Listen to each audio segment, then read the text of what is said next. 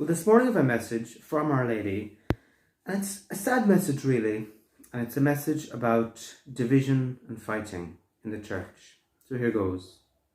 My children, how terribly it grieves my motherly heart to see my children fighting and judging each other. Think of me, your heavenly mother, kneeling before the throne of God in loving intercession for the very people that you are fighting with or slandering. How can you pray my rosary, this special prayer of love, and then behave like this? It is like helping me 1 minute and then undoing it all again the next.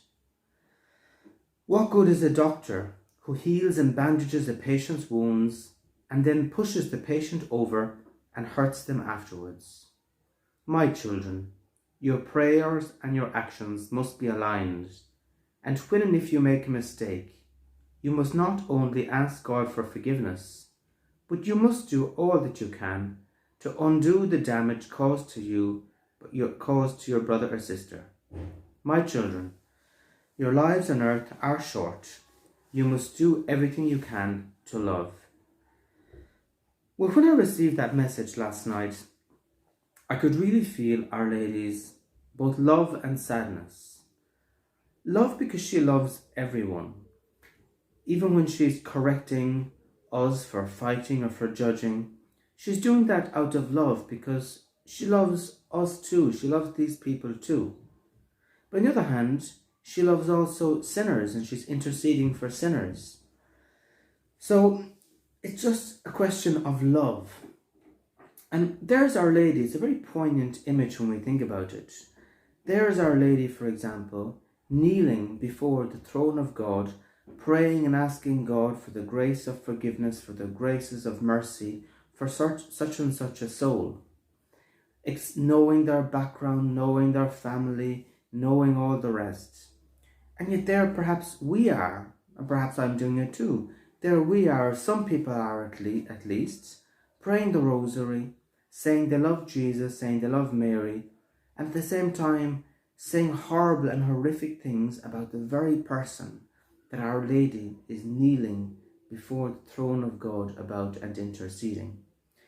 And Our Lady is begging us. She's saying, what is the point in praying the rosary and saying that you love Our Lady and praying for sinners and praying for everybody and then going around judging? It just does not make sense.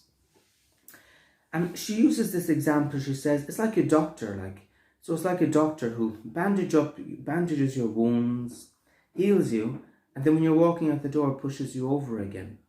So she's saying it's like that. You could be praying for your neighbour, you could be praying for them, and at the same time then, next time you meet them, you say horrible things about them, you slander them, you gossip about them, and you damage and hurt them all over again. And so Our Lady is saying that our prayers and our actions must be aligned.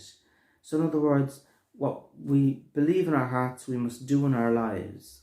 So our prayers and our actions must be aligned. And if we make a mistake, so if we gossip or talk or do something that's judgmental or whatever, if we make a mistake, we must not only ask God for forgiveness, whether in confession or whatever, but we must also do all that we can to undo the damage caused. And we've all heard that example of what gossip is like, for example. It's like, getting a pillow, tearing it open, all the feathers go everywhere, and then somehow having to gather them up again. Obviously one can't, but one can do one's best. So say, for example, if you say something awful about a person, untrue about a person, and you say it to other people and it spreads around the place, and then you come to a certain point of realising, well, what you said wasn't true, or you shouldn't have said it, or whatever. Then yes, you go to confession about it and you ask for forgiveness. But you also then do all that you can to undo it. So the people you told, you tell them, look, I made a mistake, I got that wrong, it's not actually how it seems, don't say that again, look at it this way, So it's restoring, they call it restorative justice.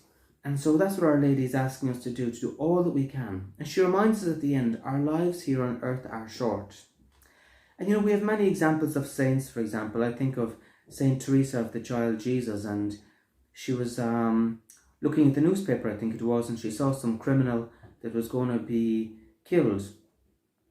death penalty, and she decided she would pray to Jesus that somehow he would have some bit of compunction or some bit of grace before dying.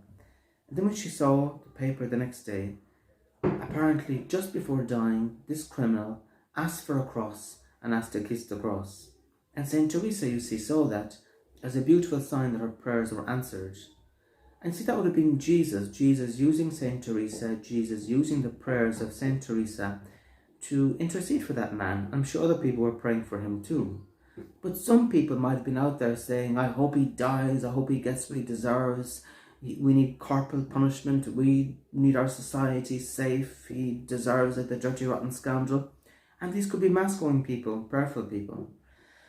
And so it's the same when it comes to the whole LGBT area, but not just that, lots of areas. Sometimes the most prayerful people can also be at times the most bigoted and judgmental people. And I suppose we all are challenged at times in that, and maybe especially as Catholics, we're not always used to how to love our neighbour when our neighbour isn't also Catholic. It's easy to love people that are like us, but we're not always used to loving people even if we don't agree with their lifestyle, or even if we don't agree with them. Your next door neighbour could be a Muslim. If you're nice to them, does that mean that you agree with Islam? Obviously not. Your next door neighbour could be a Buddhist. Again, if you're nice to them, does that mean that suddenly you're going to become a Buddhist? Obviously not.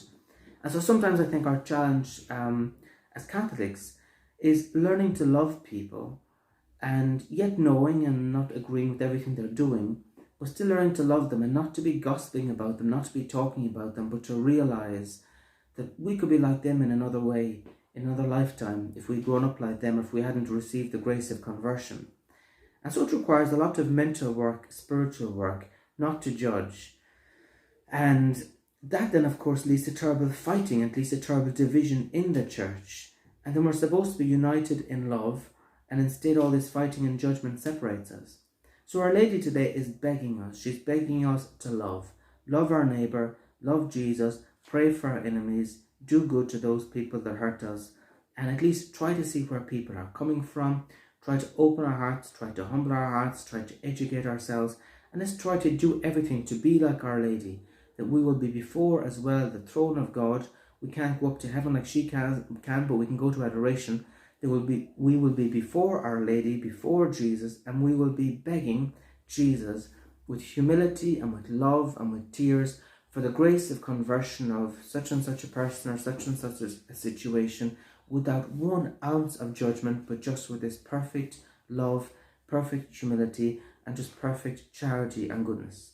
So on that note, let us pray that we can be agents of love, agents of unifying the church, agents of bringing understanding to where there's misunderstanding, bringing love where there is no love, bringing peace where there is no peace, and bringing charity where there is no charity. So thank you for watching. Have a wonderful day, and God bless you.